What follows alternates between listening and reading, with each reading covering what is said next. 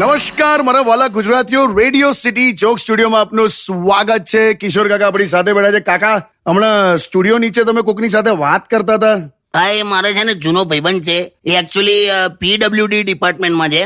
અચ્છા. તો હું આપણે સામેવાળા રોડ પરની ચર્ચા કરતો હતો. મેં કીધું પેલો સામેવાળો જે રોડ છે એ આટલો અઘરો વળાંક છે, એકદમ શાર્પ ટર્ન છે.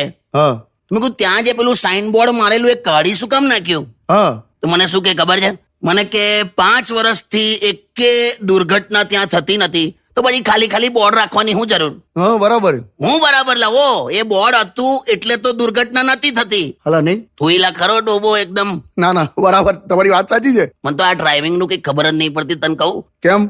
મેં તને પહેલા કીધેલું કે ગાડી ચલાવવા માટે લાયસન્સ જરૂરી છે અને લાયસન્સ લેવા માટે ગાડી આવડવી જરૂરી છે. તો કરવાનું હું લા?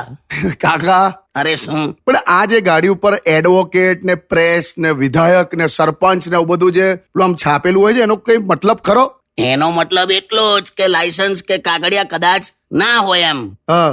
અને એને ઉભો રાખવાનો કોઈ મતલબ નહીં, કેમ કે આ 100 રૂપિયા પણ નહીં કાઢે, ખાલી ઓળખાણ કાઢશે. સાચી વાત છે. સ્ટે ટ્યુન વિથ કિશોર કાકા only on radio city 91.1. Only on Radio City.